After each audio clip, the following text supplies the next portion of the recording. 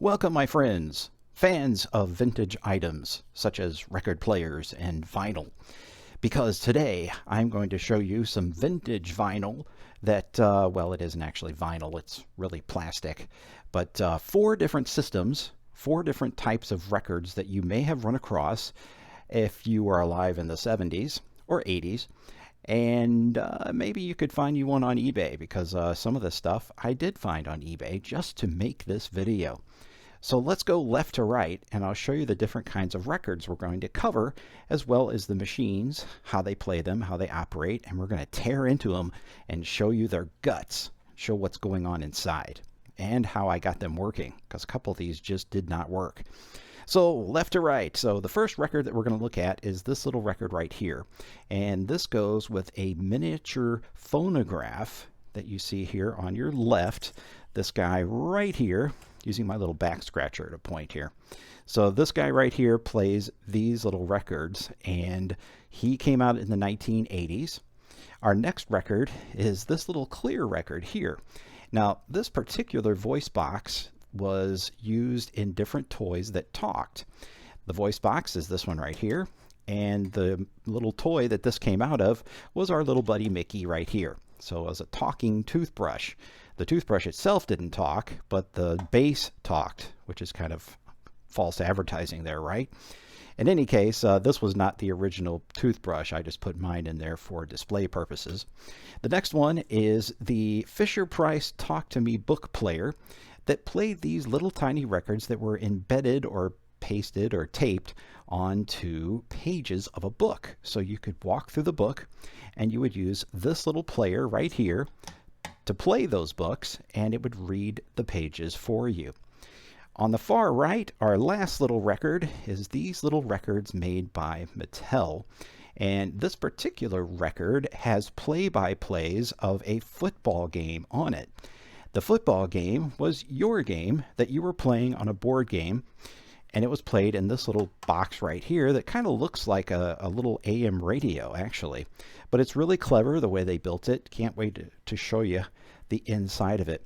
You would keep score of your game using this little score thingy here, and the instructions for it were here, and it was called Talking Football.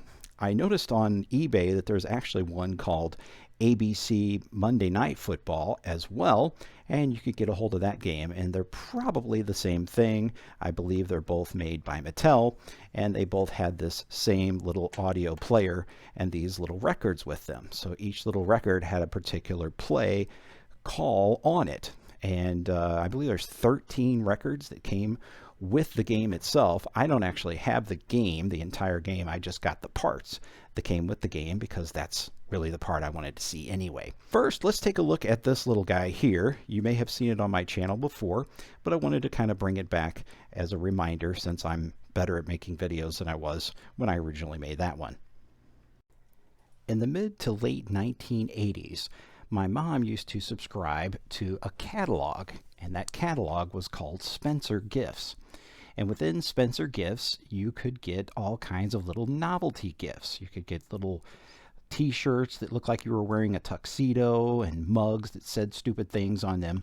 But one of the things that was in there was this little tiny phonograph. And when my mom saw it in there, she showed it to me, and I'm like, oh yeah, I've got to have one of these. So this is the original one. This is the one that we bought, and it has stayed in the family ever since. It used to have a green turntable, but the green has faded. It's almost white now at this point. But as far as the parts go, I mean, you have the little records, which we've lost most of them over time. This is the last remaining one. It's called Turkey in the Straw, and it's got a copyright date of 1983 on it.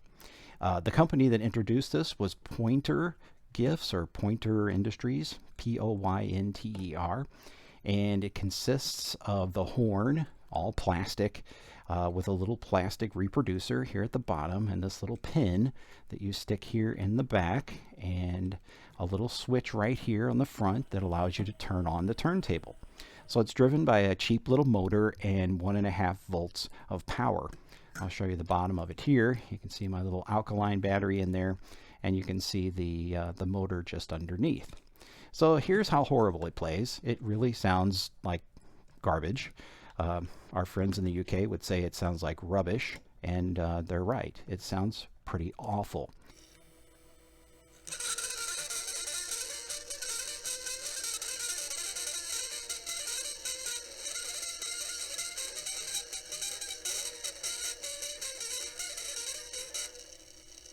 Wouldn't you just love to sit and listen to music on this all day long? It's just so satisfying to hear. Now, as far as the way it's built, it's made of plastic, but all of these little wood grains here are, in fact, stickers that are stuck on the outside.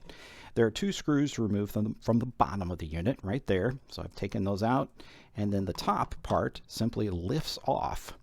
And what you have left over there is the motor and a very simple switching system. It's literally just connecting the contact to the bottom of the motor right there. There's nothing on top of the motor to make that part work. And as we look up on the underside of the unit, underneath the turntable, I'll spin it a little bit so you can see it moving there, there's a tiny idler wheel. So the motor literally sets against that idler wheel and then drives the system, very much like a real idler driven turntable. So very cool design, very simple, and very few parts. As you turn this knob on the top part, you'll see that this little stem here moves. That's what's actually making the contact and turning the motor on. The crank is obviously fake. It doesn't do anything, but it does crank at least. So you can have the joy of cranking it up before you play your record. Now, the interesting thing is, even though this playback system is really awful, the record itself is not that bad. And I want to play it back for you on a real record player so you can hear the fidelity of that little record. It's actually pretty good.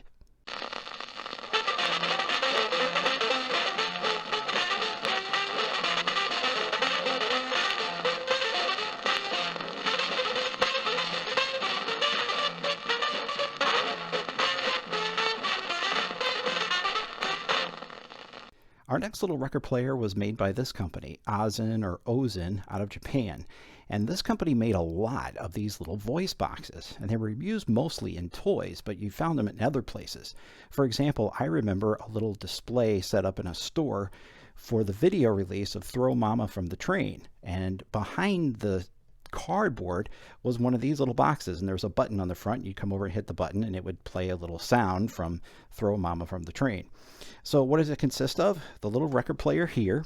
So on the bottom side here, you'll see the place for the battery there on the left, the motor on the far right, and then your stylus, your needle, is right here.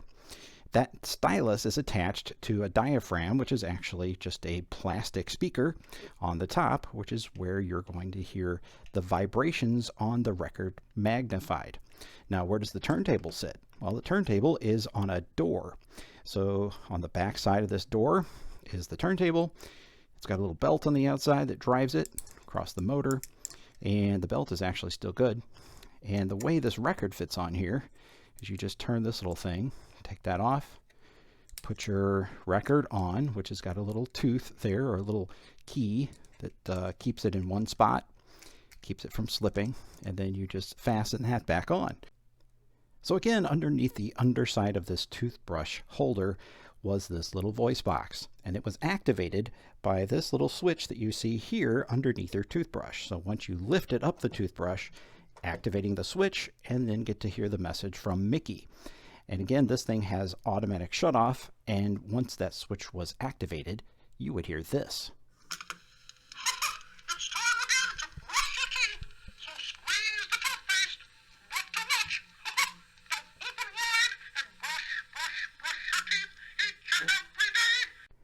These little voice boxes were made in large quantities, could be mass produced, and all they would have to do is change the record to change the application.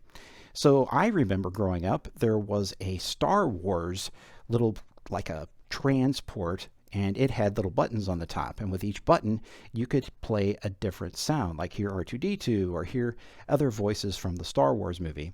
And the way they did that was different lead-in grooves going around the record. Now, this particular one only has one lead-in groove, but the next unit we're going to take a look at actually has multiple lead-in grooves to get different messages from the same record. This once again is the Mattel Talking Football player for the Talking Football game. And this one uses little tiny records, which it actually comes with, again, 13 of them, which is an insane amount. This one was a little bit tougher to get into simply because it was glued together. So to get into it, I had to take an X-Acto knife and run it across the seams a bunch of times to get it to loosen up and pull apart. This unit did not work out of the box. I had to do a lot of stuff to it, which I'll go over here briefly. So again, records that have different lead-in grooves. So if you look at the bottom of these, you'll see it has long pass, prevent, inside run, outside run, blitz, smart pass. So by placing it inside the machine with that particular note on the outside, I could get it to play a different lead-in groove. So let me show you how this actually looks and sounds. Receivers are well covered. He passes anyway. 10 yards downfield. Intercepted.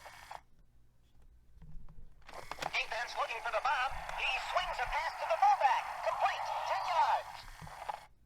Defense looking for the bomb. He swings a pass to the fullback. Complete. 10 yards. So this cheap little record player actually has quite a bit of engineering packed into it. On the left side you see our diaphragm, which is actually a speaker, and it has a spring top on it, and that spring top attaches to this stylus right here. Underneath is the actual needle. Underneath the needle is the turntable. You'll see it there. It's kind of a little hard to see because it is red. It's a red plastic turntable. It's belt driven, and it's driven by this motor that you see on your left. Now that motor is powered by two long pieces of metal which originate at the battery and work their way backwards over to the motor and just actually plug right into the top of it there. So this particular one here is just carried from here to here and actually acts as a spring over here to push a little pin into the record to keep it steady. Over here on this side we have a piece of it that stops right there, and then it's met by another one that kind of handshakes with it and then goes back to the other side of the battery. So it's really interesting the way this was designed, and I'll go ahead and stick a record in so you can see what is happening when the record is inserted. So we'll go ahead and press it in there, and you see the record is now turning, and the needle itself doesn't go down onto the record simply because there's nothing pushing on it at this point. So I can go ahead and give it a little push there, and off it goes across the record. Again, nothing is heard because the speaker has been replaced or moved. So it's very interesting the way this operates. And again, different lead-in grooves give you different plays or play-by-plays of your football game. To eject the disc, we're going to go ahead and hit this little button here and watch what happens. So I'll go ahead and push that. All right, so out pops our record.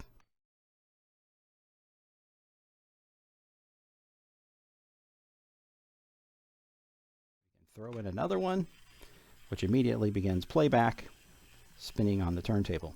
Now these actually play faster than 78 RPM because just like the Turkey in the Straw record, I put this record as well as the Mickey record onto the turntable.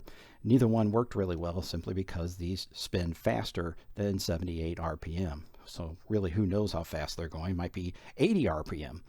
But yeah, this is a really neat little setup here. You were also given a little bandstand over here for all of your records to sit in. And then as you played the game, you would pull a record from here and go ahead and insert it into the player to get a different play in your game. And again, keep score on this little score board right here. The last system in our series of tiny record players is the Fisher-Price Talk to Me book system. Books were paired with this player, so you could buy different books. Each book has within it a record on each page. You would place the player on top of the record, and it would read the page along with you, with the original voices of Jim Henson and Mickey Mouse and Dumbo and all the different ones from favorite different TV shows and movies. So the player itself is really quite fascinating. Again, it's a turntable that spins over the top of the record, not a record spinning on a turntable. So the stylus itself spins over the record versus the record spinning underneath the stylus. So here is our little turntable system you see there. This stylus here had to be replaced in order for this to work. So this stylus is very similar to the same needle that's in the talking book machines from the Library of Congress and other classroom record players. Very, very simple system. It's a cartridge as well as a stylus all in one. Operates on 2 C batteries that are behind this panel right here. There are 5 screws that hold it together. 1, 2, 3, 4, 5, which is really unusual for a Fisher-Price toy because most of the time they were sealed, much like the football player. But it's very cool. It's a full-size, full-featured record player. You have the start button there and stop.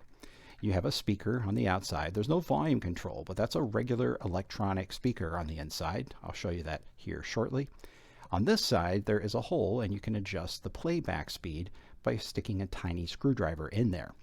Now again, the way it operates is when you place it on the book, it activates this little white switch, which is almost like a release switch, and then you hit start. The needle actually starts from the inside of the record, not the outside, and spins its way to the outside of the lead out groove. Once it's lifted off the book, it stops. Or once it reaches the lead out groove, it also stops. So now let's hear a selection from book number 24. This is the Mother Goose Look and Listen book. So we'll go ahead and find us a really good page. They don't have Mary Had a Little Lamb in here, but we'll get to something extremely close to that. We're going to hear Baa Baa Black Sheep and Little Bo Peep. Little Bo Peep has lost her sheep and doesn't know where to find them. Leave them alone and they'll come home, bringing their tails behind them. Baa Baa Black Sheep, have you any wool? Yes, sir. Yes, sir. 3 bags full. 1 for my master, and 1 for my dame, and 1 for the little boy who lives down the lane. Jack and Jill went up the hill to fetch a pail of water. Jack fell down and broke his crown, and Jill came tumbling after. Little Jack Horner sat in the corner eating a Christmas pie. He put in his thumb and pulled out a plum and said, "Oh, what a good boy am I." And now with the cover removed, we can see the internals that make this magic happen. Here's our turntable, which is belt driven, new belt as you see there. Here's that little activation switch again. We have our C batteries in this compartment here.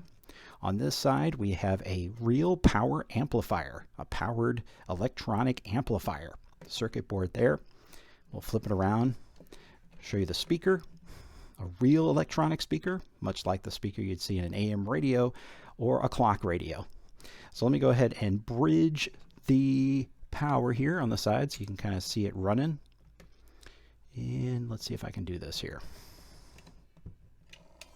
There we go. Ready, get set, go.